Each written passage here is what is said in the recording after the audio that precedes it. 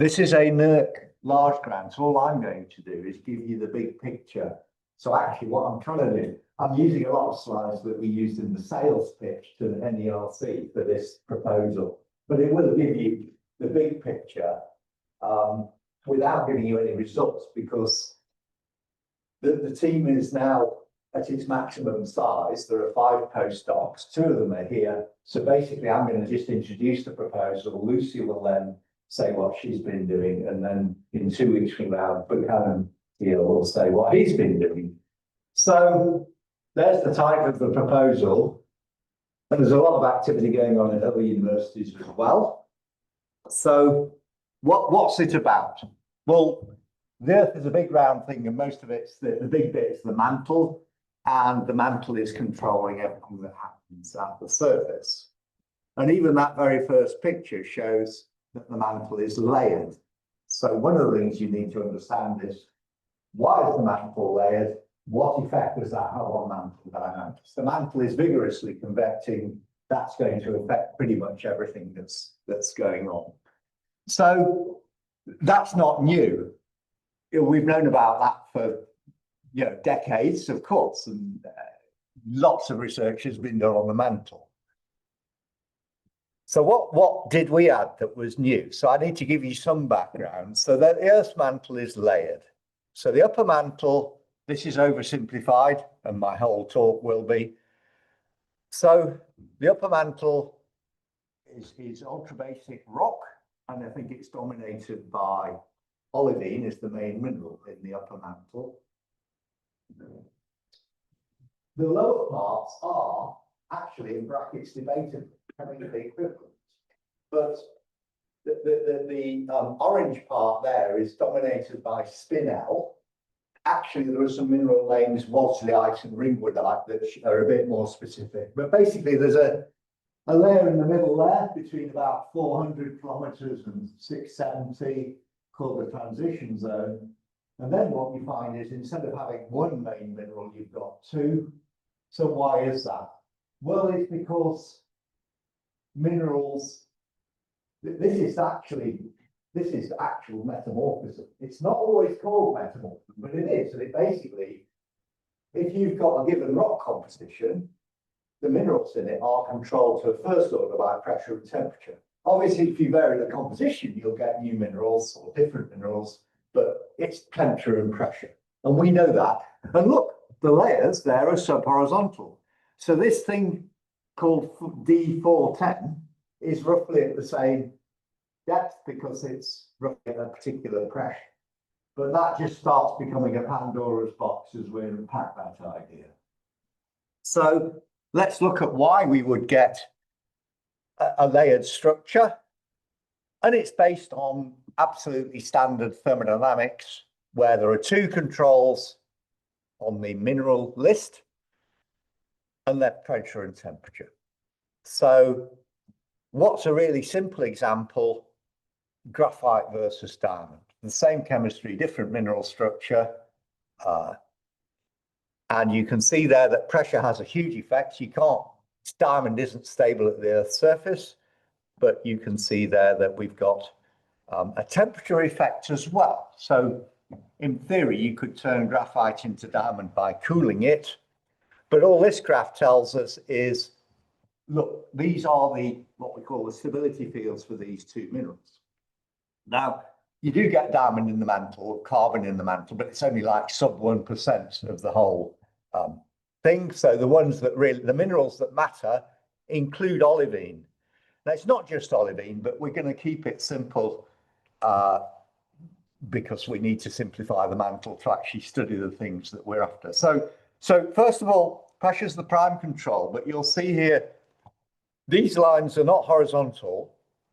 So it does mean that temperature has a control as well. So when you're going to turn olivine into the minerals here, which are not labeled, but are these spinel minerals, it's going to happen deeper if the material is hotter. On the other hand, if you're going to turn the mid-mantle material into the lower mantle pair of minerals, the temperature actually encourages that reaction. Sorry, if you've got more temperature, it encourages the reaction. or encourages the stability. What that means is, where do we get temperature variations in the mantle? Well, it's where fun convecting things are happening, like plumes and subduction zones. So subduction zones are the easiest to imagine because you've got a cold slab going down. It doesn't matter why it's going down, but if it's thick, and it is, it's going to be, what, 150 k's thick, it's going to be colder than the surroundings. And what that means is that these mineral transitions, which are picked up seismically, are going to be shallower for the 410. This is why it's nominally 410. It's not always 410. Going to be deeper for the 660, and in plumes, it's the other way around. So all of this is very well established, or fairly well established. There's the thing again, just saying what I've said already. So we can't drill into the mantle, so we have to map it using a number of techniques, or model it, I suppose, is a better way of putting it. But seismic waves are absolutely the cornerstone of understanding the mantle structure. So if you have different minerals of different densities, you have different seismic wave velocities, and you can pick all that up. So we can probe the inside of the Earth by looking at the variations in these discontinuities. But this is where you start to say to NERC, there's a problem here. So the observations don't always fit with that model. Now, we know that beneath Iceland, the mantle is hotter than usual, right? And we know that because it's above sea level, there are volcanoes squirting out lava above sea level, the crust is thicker, it's a plume. So we expect D660 to be shallower than usual, but it isn't. So if you look at the right-hand picture, we expect 410 to be depressed, which I believe it is, but the 660 is deeper than usual, even though it's expected to be shallower. And on the left-hand side, you can see there's a picture to do with a subduction zone beneath South America, where, remember, that the reverse should be true. So 410 should be shallower than usual, but actually these things here represent a huge amount of seismology that I'm not an expert in, but basically it's deeper than usual, even though it's expected to be shallower. That blue bar says that's where we're expecting the slab to be at that depth. So the slab's going sideways. You have to kind of work out where it probably is, but that's basically the idea. Now, the one sentence at the bottom basically summarizes, you know, tens of thousands of papers that have tried to explain the mantle using other variables in addition to pressure and temperature. They include compositional variation, extra phases that haven't shown on the phase diagram, like there's a crazy mineral called Akimotoite, for example, and water. You can always, it's like the Joker in the pack, you can always talk about the amount of water in the mantle, and it's a real issue. So all of these explanations are absolutely part of the story, but they lead to quite a complicated picture. So where do we come in? Well, I'll show you that in a minute. So we've just looked at that. So this is typical, right? This is the sort of this is the end. This is a typical end of a seismic paper where the extremely detailed seismic studies have been done, and then we get a cartoon with question marks, which is absolutely fine. I mean, that's what science ends up doing, doesn't it? So here's where we would expect. So I can't make the mouse work, never mind. Oh yeah, where's it gone? This is where we expect 410 to be higher, and it is. But then there's a 410's gone down here, and notice that these authors have said, oh, well, maybe we've got some water. So they're playing the water card there, and they might be right. It's hard to independently check. And then we've got a 660 here. They've actually described it as stepped. Look at the question marks, ilmenite. They don't mean ilmenite, they mean an ilmenite structured magnesium silicate. And then there's a cold halo there. But the only point of this cartoon really is to show you tend to end up with a lot of question marks. So this is where we came in and said, all right, hang on a minute, how do we know the pressure in the mantle? Well, in an undergraduate course on metamorphism, I would say pressure relates to depth, which it does. So you end up saying pressure equals depth times density times the acceleration due to gravity. And that's the first order thing. That is true, right? So that means that pressure correlates to depth, and that's why you would expect discontinuities at particular depths. As a metamorphic geologist, I actually think of them as isograds, but that's not common nomenclature. So, but hang on a minute, the mantle is churning around. Now, if you look at the air, I mean, today we're in quite a vigorous weather system. Now, if you were to do that maths for the air, you'd say we're at 1 atmosphere, rho GH. We're at 1 atmosphere, but we're not, because look, here's a weather map. This is the weather at sea level. The pressure at sea level is not 1,000 atmospheres. This was from whatever it was, May 2021. And guess what? The pressure is bigger than usual, high pressure system, lower than usual. So this is such a simple analogy that we thought we'd use it for the sales pitch and hopefully for getting some message across as to what we're actually studying. And actually, it's because the medium is flowing, right? If you have static air, if you were somewhere with no weather and the column of air was just sitting there for whatever reason, you would have 1 atmosphere everywhere. So one of the first things we said is, well, has that ever been looked at in terms of its effect on mineral equilibrium? And we think the answer is basically no. So we said, well, hang on, this must be true in the mantle. The mantle is churning around. The thing that we're calling pressure may not just relate to depth. And there's a thing called dynamic pressure. It's like the extra bit of pressure that is not simply a function of depth in this particular presentation there. So we said, well, we'd better look at that. So that's what we're doing. Now, how do we know about these variations? Because you can't measure them directly. So we happen to have a model run by one of the collaborators who said, yeah, I can draw you a picture of the dynamic pressure. And they did that beneath South America by coincidence. They said, well, actually, beneath South America, we've got a negative dynamic pressure. And that could actually inhibit the phase transformation and potentially link through to the explanation for that seismic data I showed you. They also talked about stress, which I'll come on to in a minute. So basically, isn't this a different way to think about it? This is not normally discussed in papers on the mantle. So we managed to convince the committee that that was worth pursuing.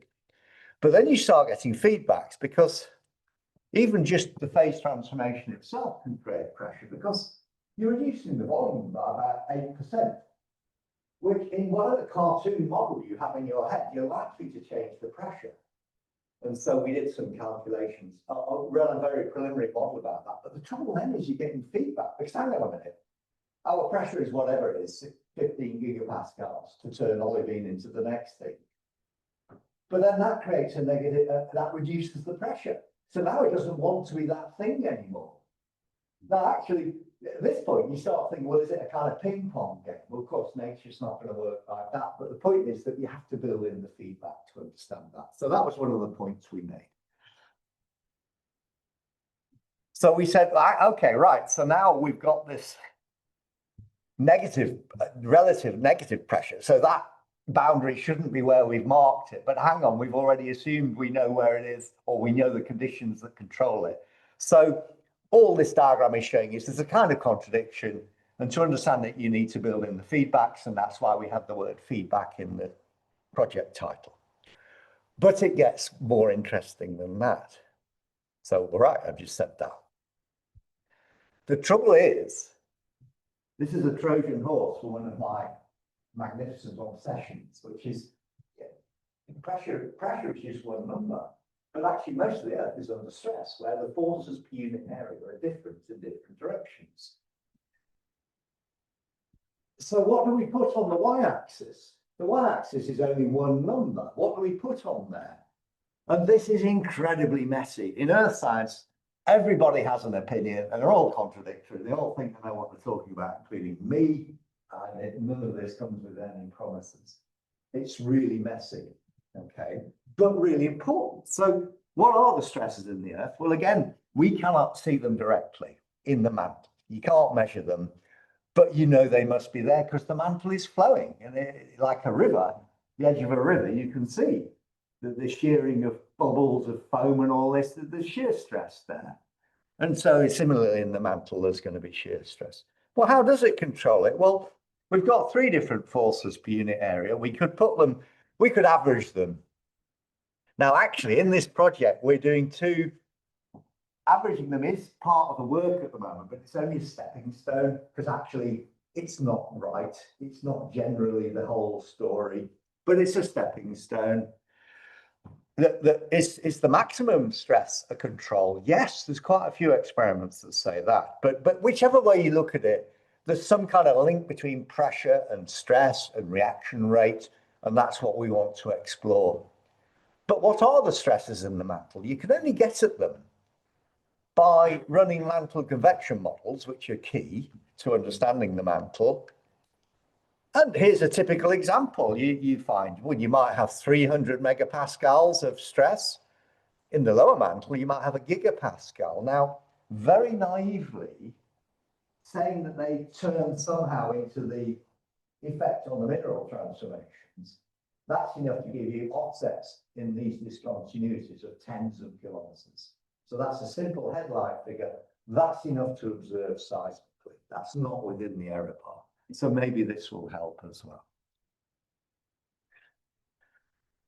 That's a bit of detail. One example of stress influence reaction. In this case, they said, well, we don't know what the y-axis should be, so we'll take two choices from some experiments.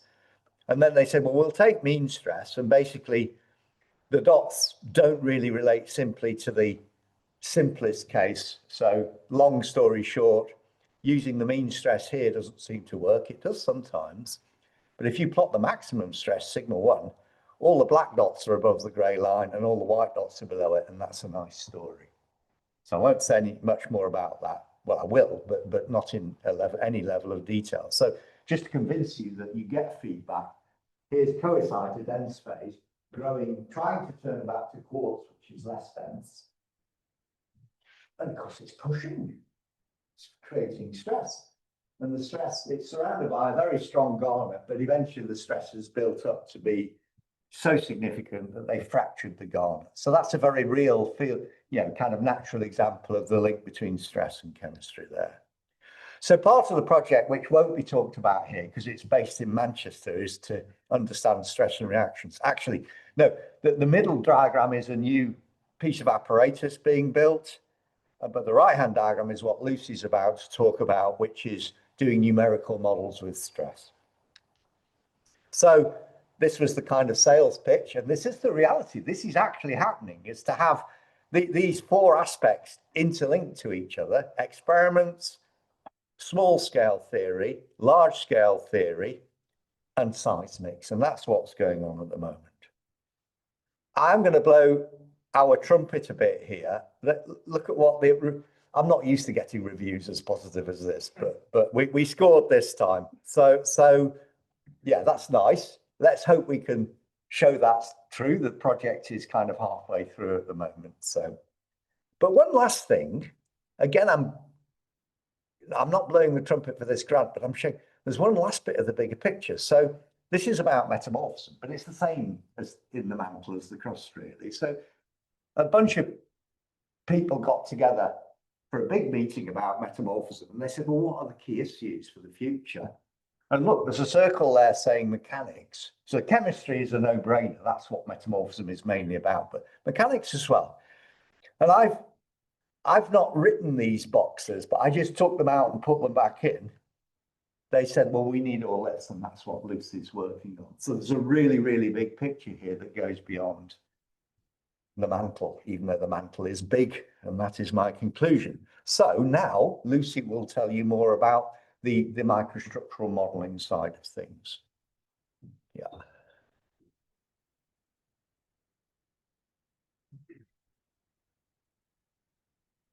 Was that you there, Lucy? Yeah, that's. Oh, it looks good. Yeah. Yeah.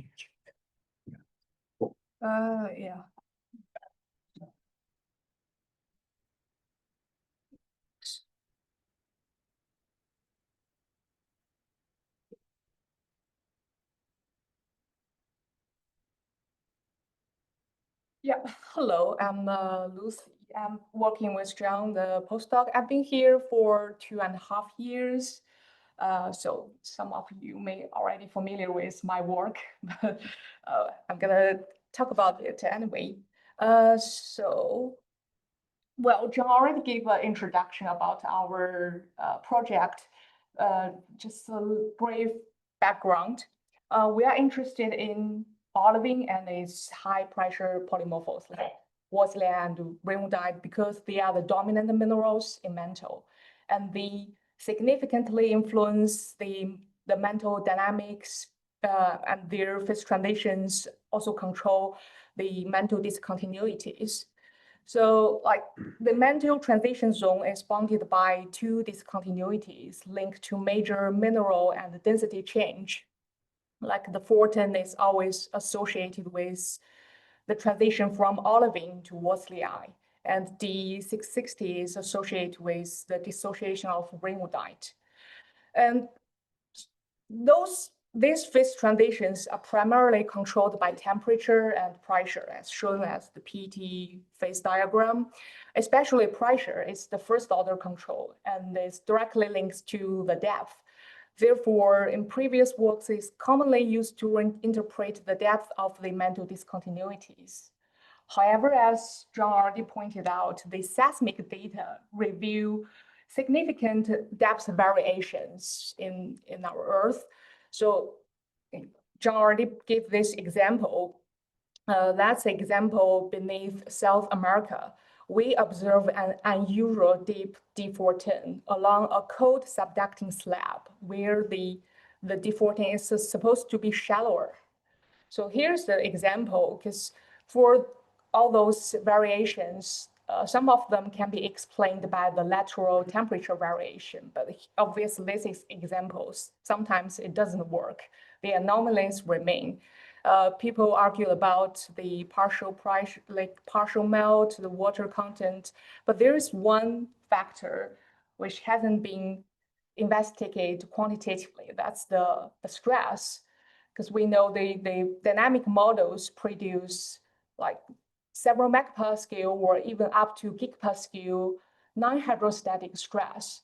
So when the stress is get involved, the tool we use to study this kind of phase transitions, the hydrostatic thermodynamics needs some modifications. So that's our goal. In this project, we try to explore the feedback between stress to the mineral phase transitions under stress.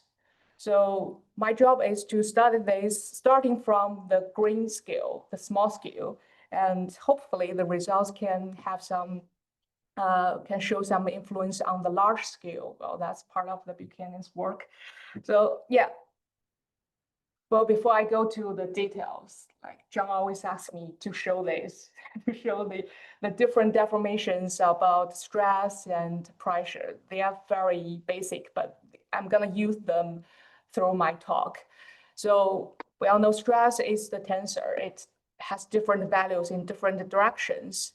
It's usually in geology we use it, we express it in terms of the three principal stresses. So the pressure here, well, in this work, when I say pressure, I'm actually mean the mean stress. That's the average of the three principal stresses. It represents the hydrostatic component of the stress tensor. So obviously we have the non-hydrostatic stress component. That's the deviatoric stress. The total stress tensor subtracting the mean stress.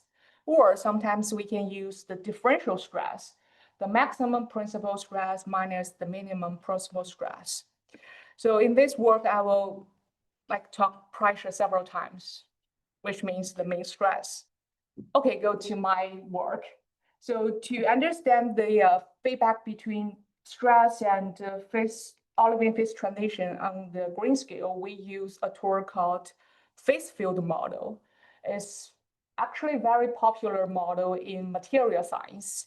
The most significant advantage of this model is using the phase parameter to distinguish different phases and describe their time evolution, instead of tracking the complex irregular boundaries. And this parameter is a function of position. It has a value varies from 0 to 1. The value of 1 indicating the bulk of the phase and 0 indicating the absence of the phase. Since it's the continuous function of position, when crossing the boundary, this parameter smoothly transient from 0 to 1 or 1 to 0, depending on which phase we are talking about. So it's very powerful. All we need to do is we can solve the time evolution of this phase parameter at every single point, grid point of, in the simulation box, and that will tell us the macrostructure evolution. And the time evolution of the phase parameter is governed by the demand for total free energy minimization. So I want to point out here the total free energy. In the conventional thermodynamics, we only consider the Gibbs free energy. But here, since we're considering non-hydrostatic state with a diffuse phase boundary, so it actually splits into 3 parts: the interfacial free energy, the chemical or temperature-related free energy, and the last part is the elastic free energy. So in the elastic free energy, we got stress involved. So it all boils down to this derivative equation. That's a free energy density function at every single point. And M is the interface mobility. So we solve this derivative equation at every green point. That's how we do the calculation. So all we need to know is the initial macrostructure, the interface mobility. So the model will do the calculation and tell me the macrostructure evolution. And all the simulations are implemented in, we use a commercial software. It's developed from a group in Bochum University. It's the Open Phase Studio software.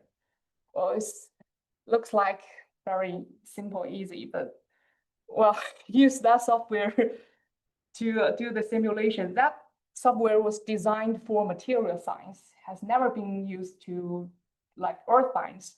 So it's actually given me a lot of pain. John and I, we went to Bochum like twice. We try to communicate with them. I keep sending emails to their group like every day. I still have a lot of unknown, but I already have some results now, so I'm happy with that. Okay, I go to my model. It's actually a very simple model. We actually started from a complex model, consider different compositions, the diffusion process, but it gave me some results we don't understand at all. So we just keep it simple. We consider olivine, end member olivine, the magnesium olivine box, and we artificially put a magnesium Worsley sphere inside it. So that's a biphase model. Both phases have identical chemical composition, so we don't need to think about the diffusion, the chemical concentration change, etc. So that's the box setup. It's actually a quite tiny simulation box, so I can easily get the simulation is relatively fast. And now I need to know the interface mobility. And we go through some literature and I found, well, this is not a constant number. It actually varies significantly with temperature. But the good thing is it's not very sensitive to pressure. So I can just use 15 GPa as the reference. And the star shows the interface mobility numbers I used at different temperatures. So now we know the initial setup, the interface mobility. So we need to calculate the driving force. There are 3 parts. For the interface driving force, it's actually a very complicated function. It's about the interface energy and the geometry. But the good news is since we only consider a sphere, and in this case, our interface thickness is way much smaller than the green radius. So we can use the sharp interface limit, like it's approaching to this value. And this value compared to the other 2 driving forces is very small. So we don't need to worry about this part. For the temperature-related driving force, we use the Helmholtz free energy difference between the two phases. And all the variables highlighted in yellow color, these parameters, we can find them in the literature. For the elastic driving force, we use the Rho-Sachs model, and it can be expressed in this equation. I'm going to go through this equation a little bit. Like the C here is the elastic stiffness for the two phases. And sigma here, I want to highlight this point. This is the local stress. We actually don't know the local stress because we can give the boundary condition, the stress applied at the simulation box boundary. But the local stress will partition depending on the material mechanical properties. We cannot pre-assign it. The simulation, the software will calculate it depending on the C values here. And the sigma star, epsilon star here represents the eigenstring. That's the intrinsic strain due to the internal effects of the material. It's independent of the external mechanical loading. For in this case, that's due to the volume change. We know Worsley has a smaller, more volume than Olivine. So therefore, in this simulation, the Olivine has an eigenstring value of 1, that's the reference value. For the Worsley grain, it has a smaller eigenstring due to the volume change between them. So again, the yellow parts are the parameters we can find in the literature. So in the model, there were only two input variables, the temperature and the stress, but we cannot control the local stress. So my input is actually the stress at the boundary. And they will partition into different phases. So we all know we have everything. Now we can do the simulations. So the first part is I give a hydrostatic stress boundary condition. The reason why I want to do this because I want to map back to conventional hydrostatic thermodynamics. So I think, yeah, this is maybe a special case in our model, and it should be comparable to the previous studies, the PET phase diagram. So I want to reproduce that. So I go through the equations. This is in my model. Don't worry, we don't need to go through this. I already highlight in different colors. So in my model, if the boundary condition is hydrostatic, so the yellow part is the temperature-related part is exactly like identical to the conventional thermodynamics. And the pressure part also very similar to the conventional thermodynamics, only difference by the ratio of the two more volumes. And this number is actually close to 1. So we should be good. We should be reproduce the PET phase boundary. But wait a minute, there's one huge difference between the models. That's the stress, this parameter. Because in our model, we consider the local stress. Well, even though I call it the pressure, actually, I mean the mean of the local stress. It varies in different phases. But in conventional thermodynamics, we assume is a uniform number for all different phases. So that's the main difference. Even though I'm using this, so I'm giving a hydrostatic stress boundary condition, the results may be different from the conventional ones. So I want to test that. So I try to generate a PET phase diagram and find the new reaction line. So to do that, I run a lot of simulations at different temperatures. At each temperature, I systematically change the pressure I give at the boundary at the increments of 10 MPa until I observe the equilibrium state. Okay, so I know this is the new equilibrium state.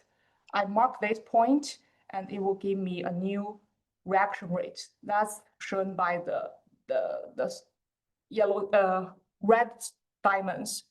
So I will give an example. So how do I know this is the equilibrium state? So for example, at 1,400 degree, So before this range of temperature pressure, like for example, 15.53 GPa, the pressure is low. So the Wolff-like grain is the unstable phase. Well, it will shrink and disappear eventually. So I keep changing the pressure. If I go, well, okay, if I go above that range, the grain starts to grow because now it's at higher pressure range, Wolff-like is more comfortable. And if I'm right on that point, you see, the grain adjusts itself a little bit at the beginning, and it will remain the same shape, same size. So that's how I know I'm on the equilibrium state. So this is my new reaction line. And I also plot the reaction line, assume the pressure is uniform everywhere. That's the black line. We can see that they were so different. The difference is more than 1 GPa. So why I have this? I suspect that it's because the local stress difference. So to test this idea, I plot the pressure for different phases. You can see is that this value is the pressure I give at the boundary. So in the matrix, Olivine matrix, it has a similar value for the boundary condition. However, inside the Wolff-like, it's much smaller because Wolff-like has a smaller, more volume. It's tend to shrink a little bit under the compressive direct condition. So the pressure inside will be much lower.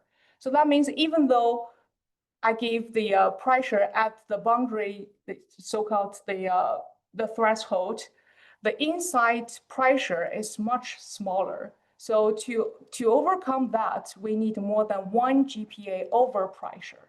So if we can translate this overpressure to the depth of Mantle discontinuities, that would be more than 30 kilometers downward depressed. So that may be a potential like explanation for the unusual deep D410. So I'm very happy with this, and I present my results at EGU last year. I got a lot of interesting feedbacks. So one of the comments is quite interesting. They asked me, so now you only considering the olivine transfer to Wolff-like. You geometry is you put the olivine inside Wolff-like inside the olivine. What if you change your geometry?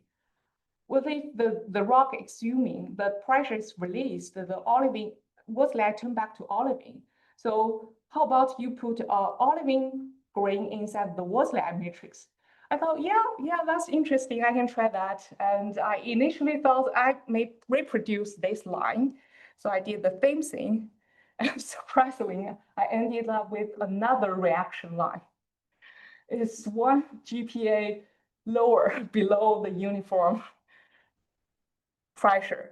So I basically do, I'm not going to go very quickly. I basically do the same thing at different pressure. I change the different temperature, I change the pressure. So now below this line, the olivine grain is more stable, so it starts to grow. And if I above that, the grain will disappear eventually.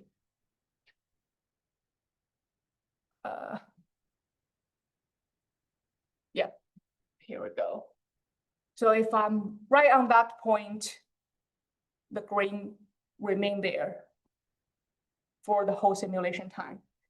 So to understand the difference between them, I also plot the stress. Okay, so now I can understand the results because olivine, in this case, the olivine grain has a larger volume. So when you squeeze it, it becomes much harder, much difficult to squeeze it. So it has higher pressure inside it. So in order to have the phase transition Wolff-like back to olivine, we need more than 1 GPa under pressure. So John and I call this plot the microstructurally influenced reaction threshold. Because in conventional thermodynamics, we never consider the macrostructure. We only consider the pressure, temperature. So now these results show it may have something to do with this because they may change how the pressure or how the local stress partitioned into different phases. So that's the story for hydrostatic stress boundary. I'm writing a manuscript for this part, but I'm going to show a little bit more the non-hydrostatic stress study. This part is still ongoing. So now I know at this point, I'm on the equilibrium point state. So I just use this as the reference test. And I want to say, well, I keep the pressure same, but I increase stress along one direction and minus along the other direction by the same magnitude, same amount. So I create a very large differential stress. See how it will it affect the threshold? So here is my simulation. Well, we say it do affect the threshold. The green disappears. So now this point is not the state, equilibrium state anymore. So I want to find the new equilibrium state. So what I did is I keep the differential stress same by increase the pressure, by increase same magnitude of stress along all directions. So this is my new simulation. Now that's the equilibrium point. But if you compare these two results, the difference is only 50 MPa. So in the differential stress will not significantly affect the threshold, the reaction line threshold. Since I keep increasing the pressure, so this is the equilibrium state, keep increasing it, the green start growing. But it will show a very weird elongated shape. I'm not sure if you can see it clear. So I keep increasing the differential stress. That's my test for. But in this case, I keep the same pressure. And the green grows again. It seems more elongated. Well, to compare these two results, I just do some cuts at the different simulation tabs. We can see the green seems elongated towards the maximum compressive direction, and it becomes more elongated if I increase the differential stress but keep the pressure same. So when I got this result, I'm confused. I talked to John, why the green are not squeezed this way? Why is it elongated this way? But when we think about this model, actually, it depends on, it's not deformation, rock deformation, it depends on the reaction rate. The driving forces actually become larger along this maximum compressive direction. So the grain will grow faster along this direction, leading to the elongated shape. If you think in the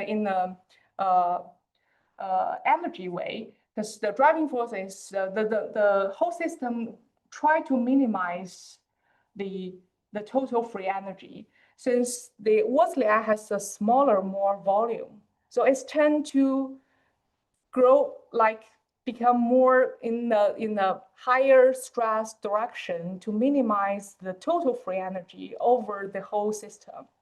So that's why we have this weird elongated shape. So I also plot the volume fractions for the Worsley ring. Here are the three lines at the same pressure, but the blue line is the isotropic case. The red line and yellow line has different differential stress. We can see increasing differential stress actually slows the Worsley green growth in volume. So that's the preliminary I got for the non-hydrostatic stress part. So just a very brief summary. For the hydrostatic case, we observed that the local stress variations actually inhibit the phase transition in both ways, both from olivine to Worsley and also from Worsley back to olivine. And if it could be more than 1 GPa, over pressure or under pressure. So it may give an explanation to the Euro deep D410. Like, well, again, this simulation is very simplified. We've simplified this. So this prediction, the 40, like the 1 GPa is the maximum value.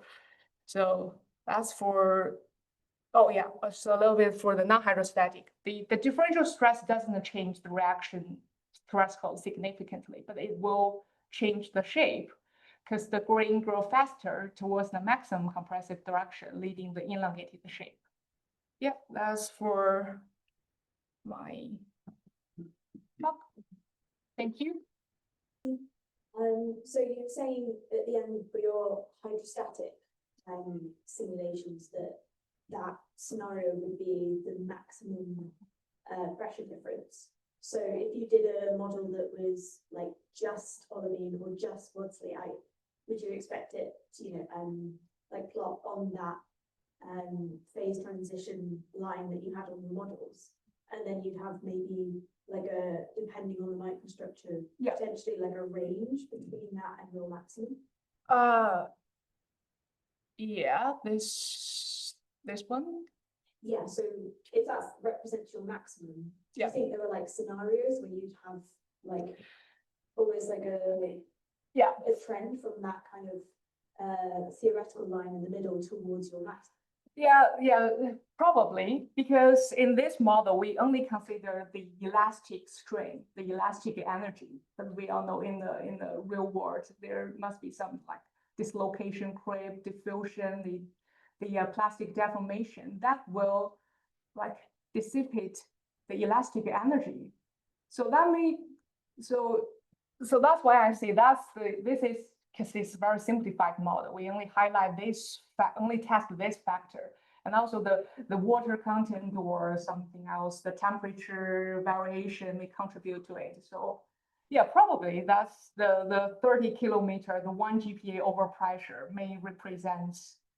And also this simulation is quite tiny. It's the grain scale. So to be honest, I'm actually don't know. When I translate it to like upscale to larger scale, is this still very significant effect?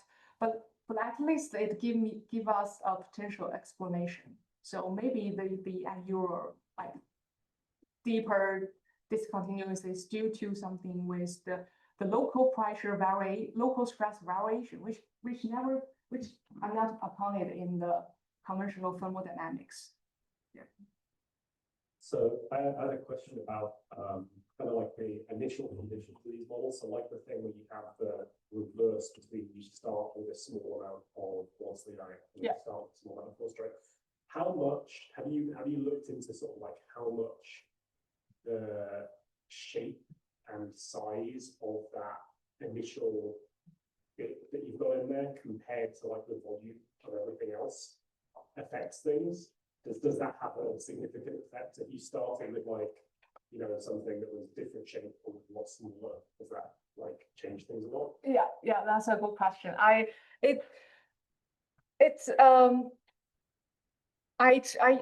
did a lot of tests before. So this is somehow the grain is large enough to like, don't worry about the nucleation process, but it's not like significant large to start feeling the boundary condition at the beginning. So I already like that, and also keep the simulation fast. So my answer is increasing the volume box in this case won't significantly affect the threshold. Yeah, but different shape I haven't tried. But I've done some 2D simulations considering a circle, similar results. So yeah, assuming that's should be fine.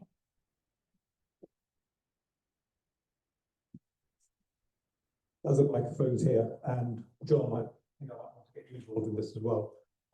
This is really cool. It's really nice to explain the observations in this way.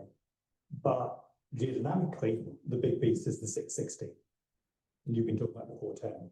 So do you have similar conclusions for the 660?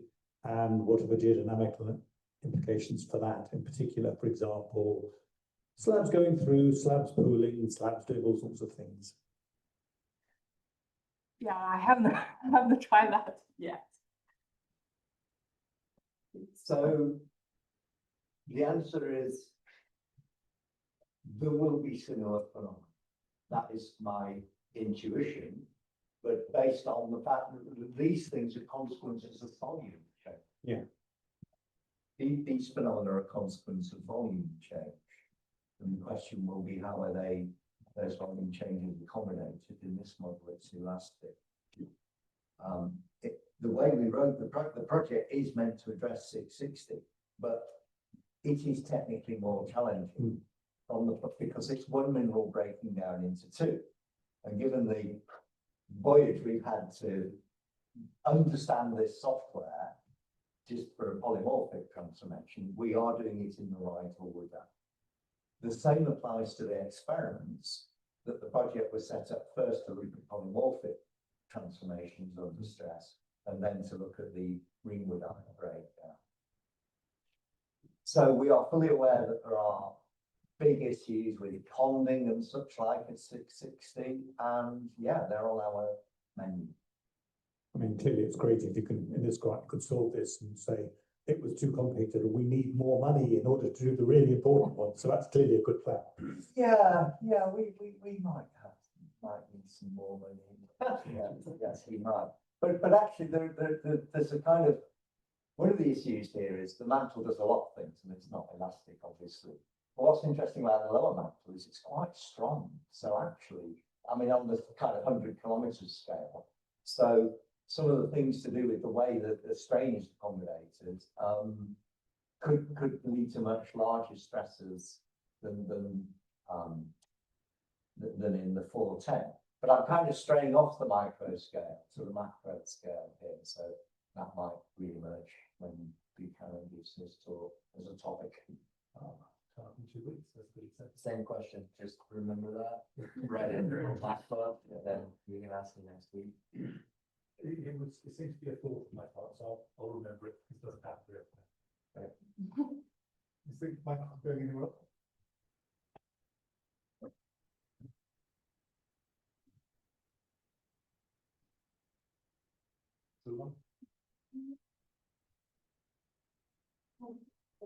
Okay, so I just wanted to bring in deformation. So the models you've run, which I guess are stress control boundaries for now. So that's kind of like switching deformation off in that you're not changing the stress conditions.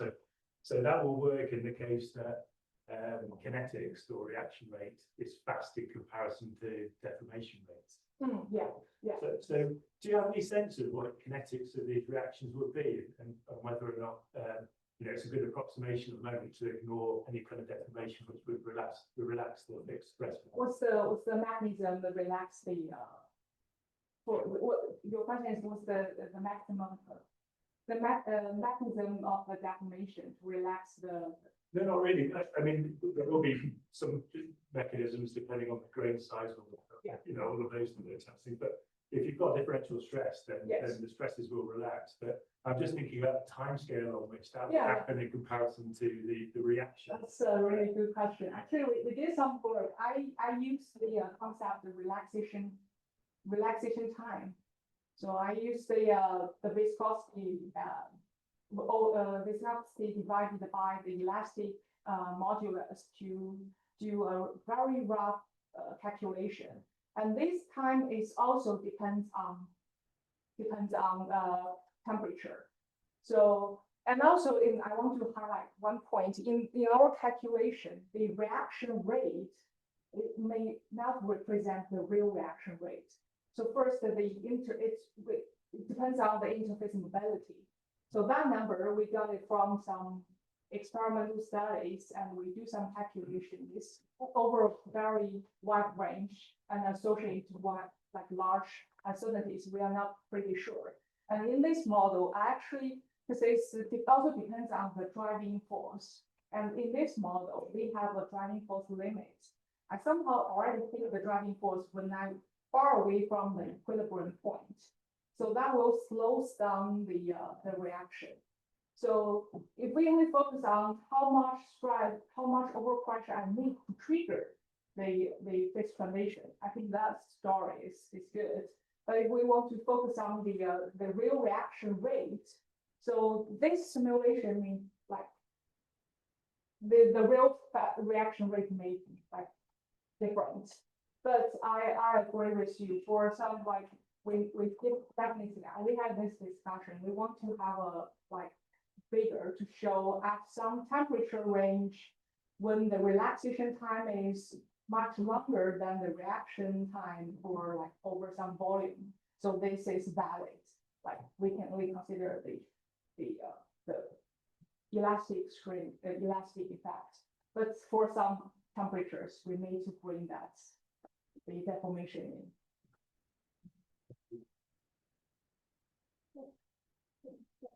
Yep. Thank you.